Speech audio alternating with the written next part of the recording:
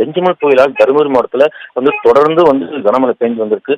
இந்த மழையில இன்று தருமபுரி நகராட்சி அலுவலகம் அருகே பழமையான புளிய மர கிளை உடைந்து விழுந்துச்சு. இந்த மரத்தின் அடியில் நிறுத்தி வைக்கப்பட்டிருந்த கார்த்திக் என்பவருக்கு சொந்தமான ஒரு காரும் அந்த மர கிளைக்கு அடியில் சிக்கியிருக்கு. இதுல அறிந்து அங்க இருக்கக்கூடிய பொதுமக்கள் உடனடியாக தீயணைப்பு துறையினருக்கு தகவல் தெரிவிச்சிட்டாங்க. இந்த தகவலின் அடிப்படையில் சம்பவ இடத்துக்கு இந்த தீயணைப்பு துறையினர் அந்த மரத்தை அந்த பகுதியில் இருக்கக்கூடிய மின்சாரம் முழுவதும் துண்டிக்கப்பட்டு ஜேசிபி இயந்திர உதவியுடன் அந்த மரக்கிளையை வெட்டி அகற்றினாங்க. இதனால அந்த காரின் மேற்பகுதி முழுவதும் அந்த சேதமடைந்திருக்கு. இருந்தாலும் கூட அந்த வெட்டும் பணி துரிதமா செயல்பட்டதனால கிட்டத்தட்ட ஒரு மணி நேரத்துக்கு மேல அந்த பகுதியில் போக்குவரத்தும் பாதிக்கப்பட்டுச்சு.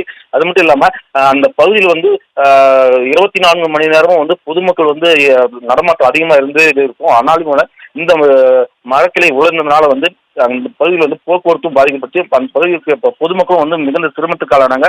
மாவட்டம் முழுவதும் இருக்கக்கூடிய அந்த சேதமும் மாவட்ட ஆட்சியர் தொடர்ந்து கண்காணித்து இருக்கிறதுனால மாவட்டத்தில் பெரும்பாலான பகுதியில் மழை நீர் தேங்கி இருக்கிறதுனால மாவட்ட நிர்வாகம் துரிதமாக செயல்பட்டு வந்திருக்கு.